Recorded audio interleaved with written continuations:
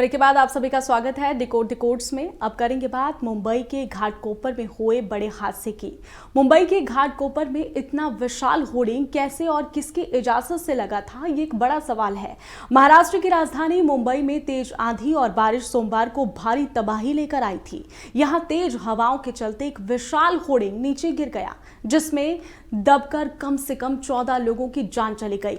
इस हादसे में 74 लोग घायल भी हुए हैं, जिसमें से 43 लोग अस्पताल में भर्ती हैं और कुछ की हालत बेहद गंभीर बताई जा रही है, जबकि 30 से अधिक घायलों को उनके इलाज के बाद छुट्टी उन्हें दे दी गई है। और इस हादसे के बाद कई लोग उनके सिर पर मंडराती मौत की होर्डिंग तक की संज्ञा उसे दे रहे हैं।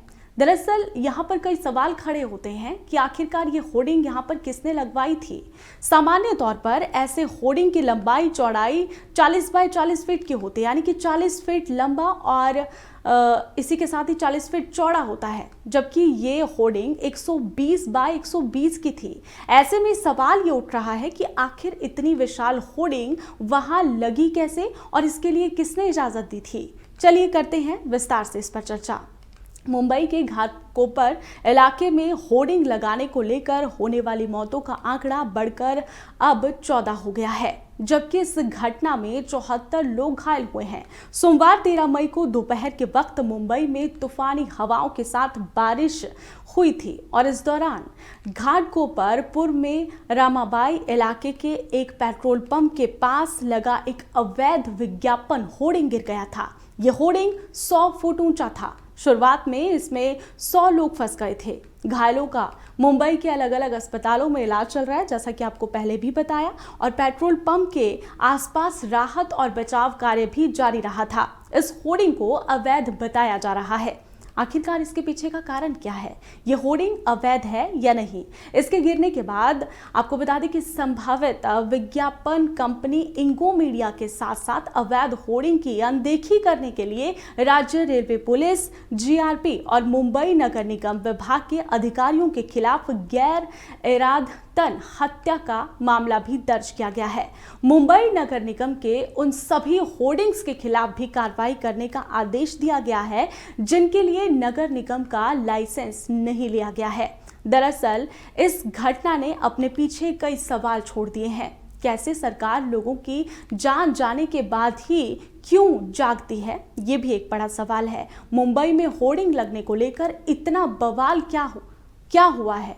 आखिर क्यों सवाल उठ रहे हैं? असल में किन बातों का ध्यान रखना चाहिए था? क्या नियमों को ताक पर रखकर लगाया गया था ये होर्डिंग? अब तक मिली जानकारी के अनुसार घाटकोपर में होर्डिंग लगाते समय नियमों की अनदेखी की गई। साथ ही ये आरोप भी लगाया जा रहा है कि इस विशाल होर्डिंग को लगाते समय सभी संभावित सरकारी एजेंसियों की अनुमति नहीं ली गई थी। मुंबई नगर निगम का कहना है कि होर्डिंग के पास के पेड़ों को काट दिया गया है ताकि लोगों को दूर से ही ये होर्डिंग जो है वो साफ साफ नजर आ सके। इसी के साथ बीएमसी कमिश्नर भूषण गगरानी के मुताबिक नगर निगम के सभी स्थानीय अधिकारियों को इस तरह के अवैध और खतरनाक होर्डिंग को हटाने का निर्देश दिया गया है। ये होर्डिंग दूर से लोगों को दिख सके, इसीलिए कुछ तथाकथित पेड़ों को काट भी दिया गया था। गगरानी ने कहा है कि रेलवे का ये कहना है कि रेलवे अधिनियम के तहत इसके लिए उन्हें नगर निगम से अनुमति की आवश्यकता नहीं है, लेकिन ये कानूनी तौर पर सही नहीं है, इस वजह से इस पर कार्रवाई नहीं हो सकी। उन्होंने कहा है कि जमीन पर चाहे किसी की भी यहाँ पर नगर निगम की अनुमति जरूरी होती है। किसी को भी जमीन पर होर्डिंग लगानी हो या किसी अन्य तरह का कोई कार्य करना हो तो इसके लिए नगर निगम की इजाज़त लेना बेहद ज़रूरी होता है, लेकिन इस होर्डिंग के संबंध में ऐसा नहीं हुआ था। उन्होंने इजाज़त नहीं ली थी, जिसके चलते ये मामला दर्ज किया गया है। अब ग्राफिक्स के जरिए समझेंगे कि ये ज़मीन किसकी थी और किसने यहाँ पर होर्डिंग लगाई थी। दरअसल नगर निगम के अधिकारियों का खुलासा, जिस जमीन पर होर्डिंग लगाई गई वो जमीन यहां पर कलेक्टर की है। राज्य सरकार ने railway police commissioner GRP colony के लिए दी थी दिसंबर 2021 में इंगो मीडिया कंपनी को 4 होर्डिंग लगाने की अनुमति। इसी के साथ ही इन्हीं में से एक होर्डिंग 13 मई की शाम को बारिश और तेज हवाओं में गिर गया। साथ ही रेलवे पुलिस विभाग ने दिसंबर 2021 में होर्डिंग लगाने की अनुमति दी थी। इसके बाद अप्रैल 2022 से होर्डिंग लगा दी गई।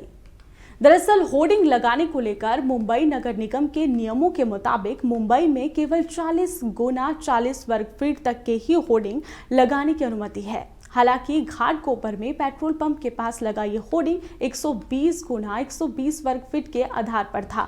नगर निगम का कहना है कि ये अवैध है।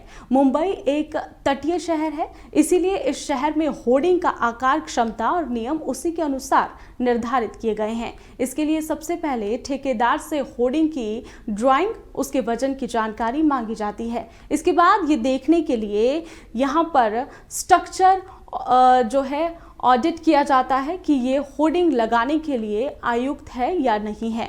और साथ ही मुंबई में हर 2 साल में ये होर्डिंग का स्ट्रक्चर यहाँ पर ऑडिट करने का नियम है। इस होर्डिंग के लिए मुंबई नगर निगम से कोई लाइसेंस नहीं लिया गया था, जिस कारण यह हादसा हुआ है। अब होर्डिंग लगाने वाले पर कार्रवाई यहाँ पर हो रही है।